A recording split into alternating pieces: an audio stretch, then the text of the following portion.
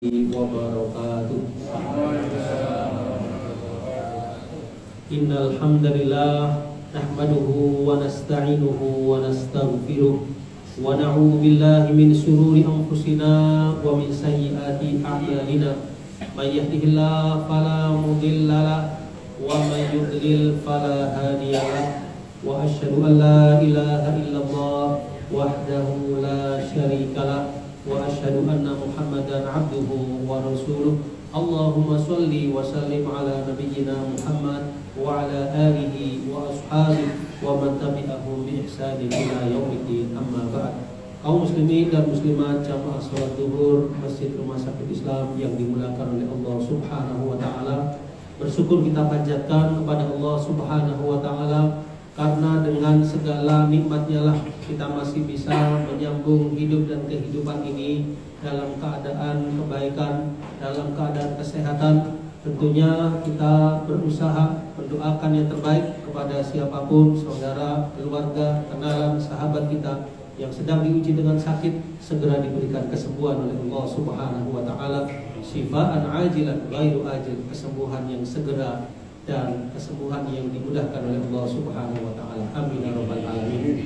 Ma'asyiral muslimin jamaah salat zuhur rahimani wa rahimakumullah, di antara surah-surah dalam Al-Qur'an yang memiliki kedudukan secara khusus, kemuliaan yang tersendiri, yaitu 3 surah yang terakhir. Yang pertama adalah suratul Ikhlas, dan yang kedua adalah suratul Falaq, yang ketiga adalah suratul Nas. Kita perhatikan dalam suratul Ikhlas, Allah Subhanahu wa taala berfirman, A'udzu billahi minasyaitonir rajim. Bismillahirrahmanirrahim. Qul huwallahu ahad. Katakanlah Dia Allah adalah Esa. Ini salah satu kelebihan agama kita jemaah sekalian, menyembah kepada Tuhan yang satu, kepada Sang Maha Pencipta yang satu, Dialah Allah Subhanahu wa taala. Kita meyakini Allah yang memiliki alam semesta, Dialah yang menciptakan segala-galanya, dan Dialah yang mengatur segala sendi kehidupan kita. Kemudian di ayat yang keduanya Allah berfirman, Allahus Samad, Allah tempat bergantung. Apapun yang kita inginkan, yang kita harapkan, yang kita doakan, yang kita panjatkan, yang kita bergantung padanya hanya kepada Allah Subhanahu wa taala. Baik dalam perkara kesehatan, perkara rezeki, keselamatan, kemudahan urusan kita, apapun gantungkanlah urusan tersebut hanya kepada Allah Subhanahu wa taala. Dengan demikian kita insyaallah menjadi orang yang bertawakal hanya kepada Allah Subhanahu wa taala. Allah lah tempat bergantung, kepadanya kita bertawakal dan kepadanya kita memohon. Karena Dialah, di dalam Asmaul Husna disebutkan Dialah Al-Qadir yang maha berkuasa atas segala sesuatu. Dialah Al-Hayy yang maha menghidupkan, Dialah yang maha menghidupkan dan mematikan. Dialah Al-Mudabbir yang maha mengatur segala urusan, dan Dialah yang maha mengetahui segala urusan kita, baik yang terdahulu, yang sekarang, maupun yang akan datang. Allah maha mengetahui, tidak ada sesuatu pun yang tersamar di dalam ilmu Allah yang maha luas. Kemudian pada ayat yang ketiga Allah menjelaskan lam yalid wa lam yulad. Dia Allah tidak beranak dan tidak pula diperanakan. Beranak dan diperanakan merupakan sifat makhluk, dan ini disucikan dari Sang Khaliq, Sang Maha Pencipta. Dia tidak membutuhkan itu semua. Walam yakul lahu kufuwan ahad, dan tidak ada sesuatu pun yang serupa dengannya. Ma'asyiral muslimin jamaah sidang Jumat rahimani wa rahimakumullah, di dalam surah yang kedua terakhir sebelum Al-Qur'an, yaitu surah Al-Falaq, di mana Allah Subhanahu wa taala menjelaskan padanya, Bismillahirrahmanirrahim. Qul a'udzu birabbil falaq. Katakanlah aku berlindung kepada Tuhan yang Rabbil Falaq, menguasai waktu subuh. Ada pula yang menafsirkan yang membelah sesuatu di antaranya biji-bijian. Dialah yang menguasai waktu subuh dan juga waktu-waktu yang lain, termasuk di antaranya sekarang waktu siang. Yang menghadirkan waktu siang Allah Subhanahu wa taala. Yang menguasakan nanti datangnya waktu sore, malam, pagi, dan seterusnya Allah Subhanahu wa taala. Kita berlindung di dalam surat ini disebutkan dari 4 hal. Yang pertama, min syarri ma khalaq, dari kejahatan apapun yang Dia ciptakan. Apapun jemaah sekalian, di mana di situ ada keburukan yang memungkinkan akan datang kepada kita, kita berlindung kepada Allah Subhanahu wa taala dari keburukan makhluk tersebut, apapun itu. Baik godaan syaitan, godaan jin, godaan binatang buas, apapun yang bisa membahayakan, kita berlindung kepada Allah Subhanahu wa taala. Wa min syarri ghasiqin idza waqab, dan dari kejahatan malam apabila telah gelap gulita. Biasanya kejahatan itu munculnya di malam hari, tersebarnya syaitan. Karena itu kita dianjurkan menutup jendela-jendela rumah kita waktu maghrib, kemudian tersebarnya binatang buas dan sebagainya biasanya di malam hari. Maka kita berlindung kepada Allah dari kejahatan malam apabila telah gelap gulita. Wa min syarrin naffatsati fil 'uqad, dan dari wanita atau kejahatan wanita-wanita tukang sihir yang meniupkan pada buhul-buhulnya. Secara umum kita berlindung kepada Allah apapun gangguan sihir tersebut, karena Allah lah yang mampu dan Dialah yang menolak itu semua. Dan yang terakhir, wa min syarri hasidin idza hasad, dan dari kejahatan orang yang dengki apabila dia dengki. Kadang-kadang manusia itu dengki ketika melihat ada orang lain dapat nikmat. Kadang kita nggak tahu siapa yang dengki, maka kita berlindung kepada Allah dari kejahatan orang yang dengki apabila dia dengki. Di sini juga mengandung ibrah bahwasannya hendaknya seseorang itu berhati-hati dari kejahatan yang keempat ini, kejahatan orang yang dengki apabila dia dengki. Dia dengki kenapa? Karena melihat nikmat.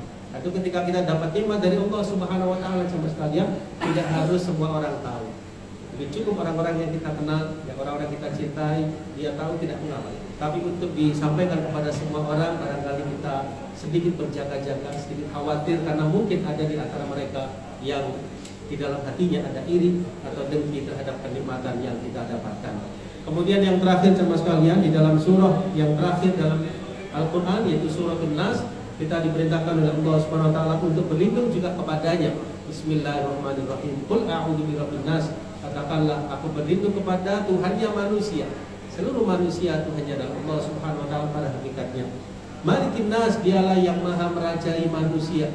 Ilahin nas, sesembahan manusia. Min syarril waswasil khannas, dari kejahatan al-waswas, yaitu syaitan yang biasa membisikkan bisikan-bisikannya. Al-khannas, yang biasa juga dia bersembunyi.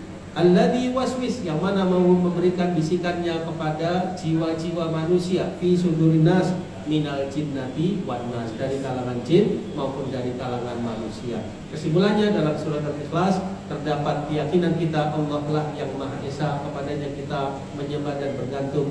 Kemudian dalam surat Al-Falaq kita berlindung kepada Allah dari 4 kejahatan, dan dalam surat An-Nas kita berlindung dari 1 kejahatan, yaitu bisikan-bisikan syaitan. 3 surat yang mulia ini sama sekalian sangat baik kita baca setiap harinya.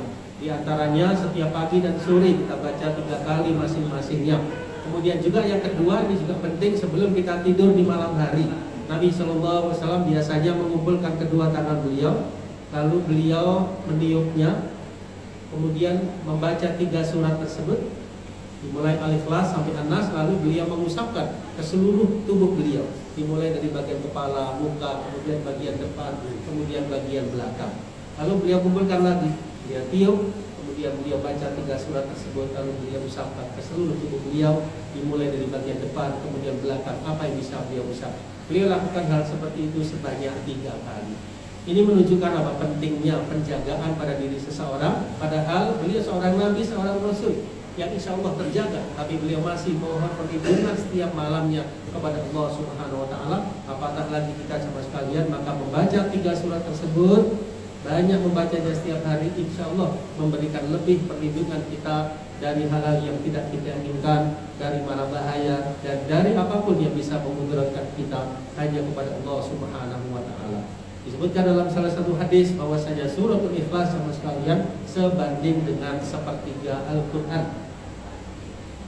Bayangkan sepertiga Al-Quran itu berarti 10 juz dari Al-Quran sama sekalian. Jadi kalau kita membaca suratul Ikhlas, maka insya Allah dari sisi pahalanya kita seakan-akan membaca sepertiga Al-Quran. Dari sisi kedudukan kandungannya seakan-akan juga sepertiga Al-Quran.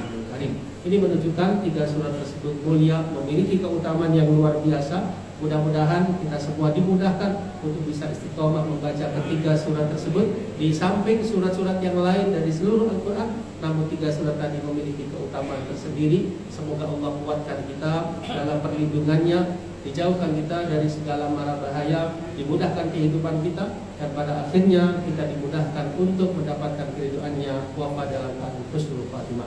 Sekian yang bisa saya sampaikan. Kurang lebihnya saya mohon maaf. Billahi taufiq wal hidayah. Wa akhiru da'wana alhamdulillahi rabbil alamin. Wa sallallahu ala nabiyyina Muhammad wa ala alihi wa sahbihi ajma'in. Wassalamualaikum warahmatullahi wabarakatuh. Waalaikumsalam warahmatullahi wabarakatuh.